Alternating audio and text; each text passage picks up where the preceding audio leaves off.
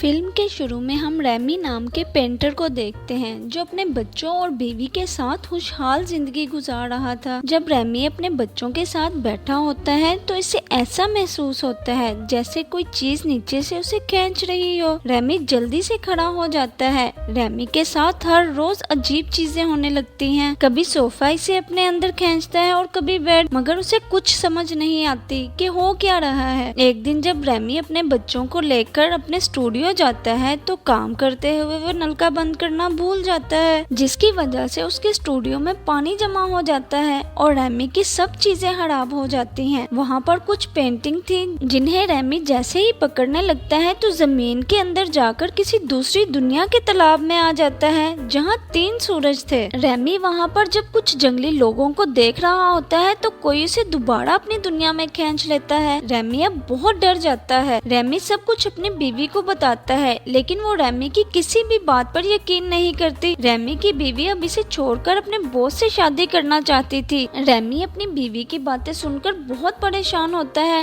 Ramie अपने घर वालों से जाकर बात करता है कि मेरी बीवी मुझे छोड़ना चाहती है, मेरी मदद करो, मगर कोई भी रैमी का साथ नहीं देता। रैमी अब कॉफी बनाने के लिए किचन में आ जाता है। रैमी जब कॉफी बनाने लगता है तो वो दोबारा से जमीन के अंदर जाकर दूसरी दुनिया में पहुंच जाता है जहां वो कुछ जंगली लोगों को गोश्त पकाते हुए देखता है। जब जंगली लोग रैमी को देखते हैं तो इसे पकड़ने के लिए इसके पीछे भागते हैं, मगर रैमी अपनी जान बचाकर एक विलेज में आ जाता है और केव में छुप जाता है। मगर अचानक से वो दोबारा अपने घर में आकर गिरता है जिससे सारी चीजें बिखर जाती हैं और सब घर वाले इसे पागल समझने लगते हैं। तभी रैमी गिरकर बेहोश हो जाता है। रैमी जब अपने स्टूडियो में आता है तो वहाँ पर बहुत सारे लोग जमा होते हैं जिन्होंने रैमी से पैसे लेने थे। तभी सब लोग बोलना बंद कर देते हैं और रैमी दोबारा से जमीन के अंदर चला जाता है। अब की बार वो बहुत सारे जंगली लोगों को देखता है जो इसके इंतजार में थे। रैमी जब इन लोगों की तरफ गौर से देखता है तो ये समझता है कि ये लोग इसे उड़ने का कह रहे हैं। रैमी जैसे ही उड़ने की कोशिश करता है तो वो सीधा जमीन पर आकर गिरता है और लोग इसे एक फल खिलाते हैं जिसे खाने के बाद रैमी को इनकी जुबान समझ आने लगती है और कबीले का सरदार रैमी को बताता है कि हम लोग जुटान नाम के जंगली आदमी से बहुत तंग हैं। वो कबीले के किसी भी शख्स को उठाकर खा जाता है। हमें अपनी किताब से पता चला है कि दूसरी दुनिया का आदमी आकर हमें इससे बचाएगा, इसलिए हम अपने जादू की मदद से तुम्हें यहाँ पर लाए हैं। मगर रैमी मदद करने से इनकार कर देता है जिसकी वजह से ये लोग रैमी को कमरे में बंद कर देते हैं। रैमी अब वहाँ पर जुटान को मारने का मंसूबा बनाने लगता है, मगर रैमी जैसे ही तरबूज को अपने हाथों में लेता है तो वो वापस अपनी दुनिया में आ जाता है। रैमी अब लाइब्रेरी में जाकर गूगल पर इसके बारे में मालूमात हासिल करने की कोशिश करता है, मगर नाकाम हो जाता है। रैमी अब ताकत वाली चीजें खानी शुरू कर देता है ताकि जुटान को मार सके, वरना कबीले वाले से छोड़ेंगे नहीं। जब रैमी दोबारा से जंगली लोगों के पास आता है तो वो लोग जुटान से लड़ने के लिए इसे तलवार देते हैं। रैमी इन लोगों से अपना गाँव छोड़ने का बोलता है, जिस पर ये लोग कहते हैं अगर हम इस गाँव से बाहर निकले तो बिजली गिरने की वजह से हम सब लोग मारे जाएंगे। रैमी कहता है ठीक है, सबसे पहले मैं बाहर जाऊंगा। रैमी जब बाहर आता है तो इसे कुछ नहीं होता और सभी कबीले वाले इसके पीछे बाहर आ जाते हैं। रास्ते में इन्हें जुटान के 2 आदमी मिलते हैं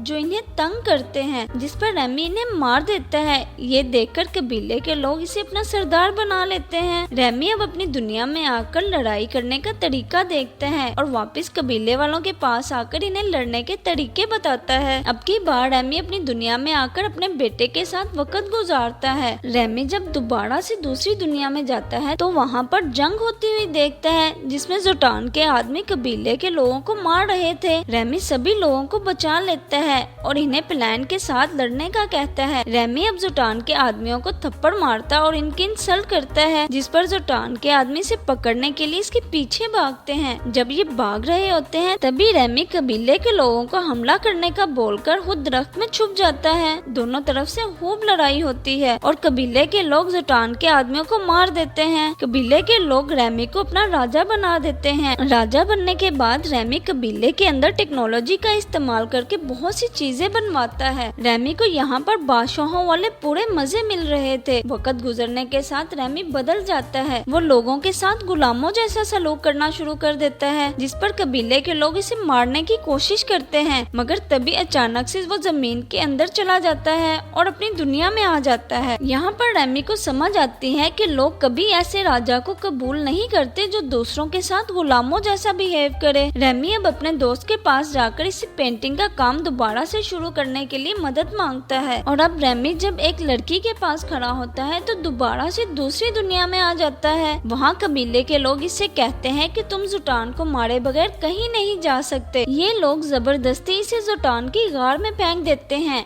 रेमी को जुटान से डर भी लग रहा था, मगर जब वो हथियार जुटान की तरफ फेंकता है तो वो सीधा जाकर जुटान को लगता है और वो मर जाता है, जिसे देखकर सब बहुत ज्यादा खुश होते हैं और इसी के साथ फिल्म खत्म हो जाती है। Please subscribe and like my channel.